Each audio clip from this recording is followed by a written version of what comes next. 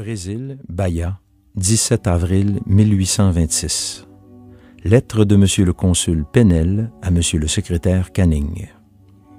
Nous tenons à vous signaler que durant la visite de l'empereur, le brick Enriqueta est arrivé d'Onim au Nigeria avec un chargement de 441 esclaves. Brésil, Bahia, 24 octobre 1826. Lettre de Monsieur le consul Penel à Monsieur le secrétaire Canning.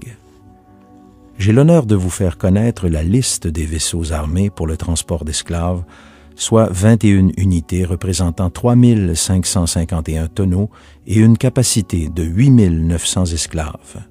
Je vous fais parvenir la liste détaillée.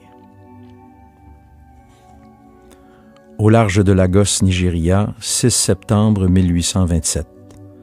Extrait du journal de bord du HMS Sibyl appartenant au West Africa Squadron, chargé de traquer les navires négriers. Brise modérée, temps nuageux.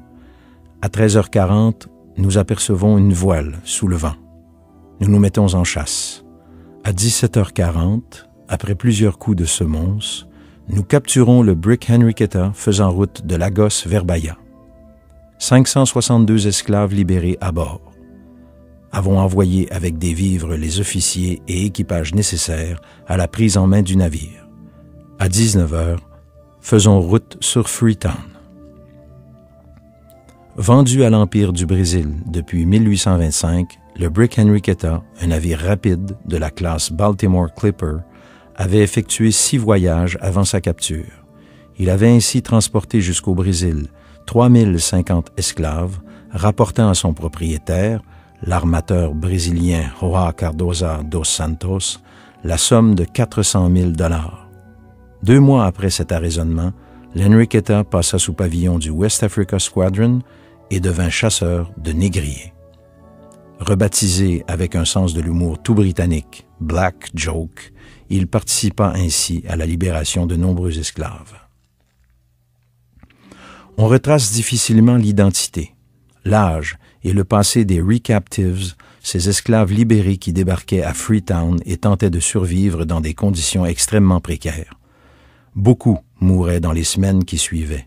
Les autres devenaient les serviteurs, commis, apprentis ou bien ouvriers agricoles des premiers colons noirs de 1787, les Settlers, ramenés de Londres, ou bien des suivants, ramenés de Jamaïque et Nouvelle-Écosse, les Maroons. L'homme dont voici l'histoire se trouvait peut-être sur l'Enriqueta ou un autre navire. Peut-être était-il enfant, capturé avec sa mère ou bien déjà adolescent. Mais sans doute força-t-il un jour son âge, comprenant qu'à Freetown, survivre et travailler allaient de pair. D'abord baptisé Isidore, il fut placé comme apprenti chez un commerçant français installé à Freetown, Jean Biot. Celui-ci lui apprit le métier ainsi qu'à lire et à écrire. À la mort de Biot, le jeune homme trouva une place dans une entreprise anglaise où il sut se rendre indispensable. On le retrouve là, sous le nom de John Ezidio. Le contexte de la colonie, le développement rapide de Freetown, l'esprit de réinsertion des esclaves libérés et l'exemple des premiers colons 50 ans plus tôt, tous ces paramètres permirent à John Ezidio de gravir les échelons de la réussite.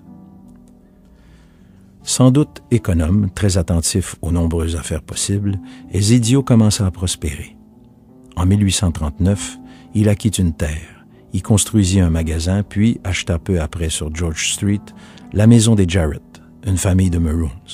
3 ans plus tard, le voici en Angleterre qui passe des accords directs avec les fournisseurs et importe 4000 livres sterling de fournitures de confort, vêtements, chaussures, quincailleries, et toutes sortes d'objets qui dénotent de l'émergence rapide d'une classe moyenne dans la colonie. La réussite de Zidio força l'admiration de ses concitoyens. En 1844, il fut nommé conseiller municipal par le gouverneur Ferguson et dès l'année suivante, devint Mayor of Freetown, le plus haut grade municipal. Mais John Ezidio atteignit le point ultime de sa réussite lorsqu'en 1862, à l'occasion d'une réorganisation gouvernementale, le Conseil des entrepreneurs de la colonie obtint le droit à un siège. Par vote à bulletin secret, John Ezidio obtint la confiance de ses pairs pour les représenter. 33 entrepreneurs sur 39 lui accordèrent le titre d'honorable, marquant ainsi le sommet du parcours exemplaire de l'ancien esclave. Cependant, l'ambiguïté dangereuse de cet exemple inquiéta Londres. Par la suite, les gouverneurs nommèrent les successeurs d'Ezidio. Ce poste ne fut plus occupé pendant de nombreuses années par aucun représentant d'origine africaine. Souvent cité, le parcours de John Ezidio devint un modèle fondateur de la réussite d'une population, en réalité une classe sociale un peu à part, une élite marchande et intellectuelle à qui on donnera plus tard le nom de griot. Ezidio était un recaptive, un parmi les dizaines de milliers d'esclaves libérés. Il débarquait pour la plupart dans un état de délabrement physique et moral avancé, se trouvant confronté au mépris des colons précédents, les settlers et les Maroons. Mais l'esprit philanthrope de la colonie originelle perdurait. L'éducation anglaise restait accessible à tous et les recaptives se surpassèrent. La classe griot naquit de cette synthèse entre les trois courants de migration.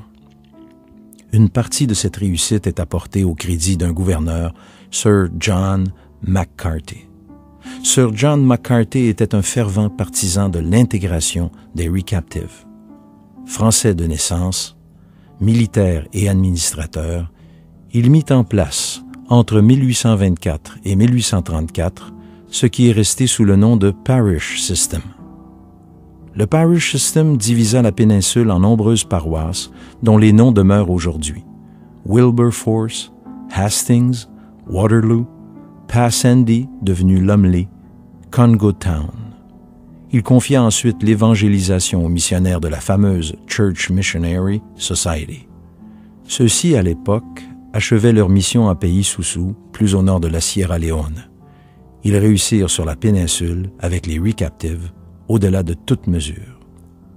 Ainsi, dans le contexte mouvementé de l'abolition de la traite, cette progression rapide de l'ancien esclave démontre que la voie était largement ouverte à ceux qui se coulaient dans le profil de la réussite à l'anglaise.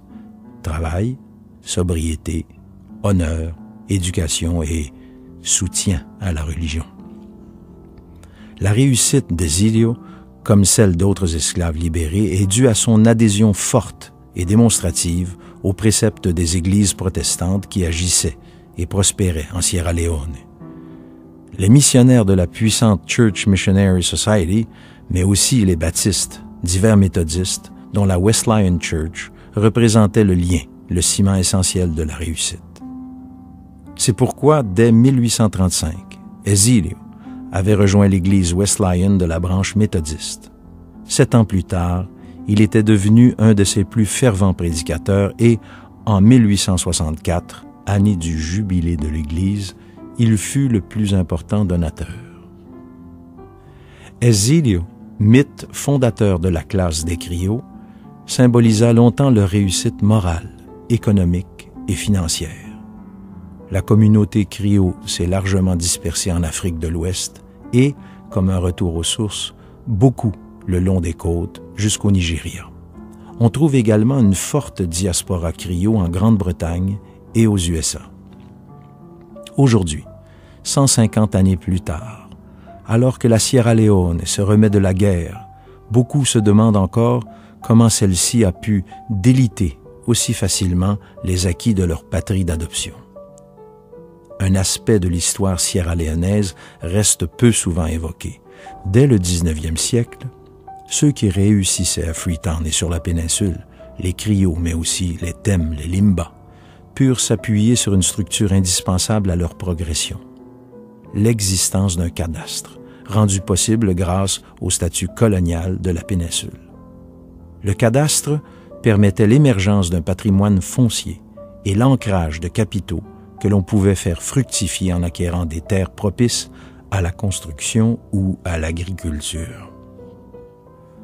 En 1896, Londres négocia avec les chefferies traditionnelles de l'arrière-pays le statut de protectorat. Ce statut bloquait ainsi l'avancée des Français dans le Nord, mais une frontière invisible naquit, Le protectorat ne fut jamais cadastré. Cela marqua le tout début du repli de l'élite Criot qui, maintenue sur la ville et la péninsule, développa son attirance pour une forme de réussite à l'anglaise, allant jusqu'à considérer Londres, et non la nation sierra-léonaise, comme le tremplin naturel de son ascension sociale. Ainsi, le reste du pays se trouva-t-il historiquement délaissé par l'administration centrale et militairement peu structuré. L'avancée d'une guérilla de quelques centaines de sbires de Fode Sanko, formés à l'école de Charles Taylor, en fut largement facilitée. Le pari du redressement de la Sierra Leone aujourd'hui se fonde en partie sur la maîtrise des ressources immenses du sous-sol et sur la lutte anti-corruption. Des lois furent votées en ce sens en 2009. Pour cette raison, on trouvait les trusts miniers dans les donateurs qui ont financé l'opposition au président Koroma. Peut-être le signe d'un nouvel avenir.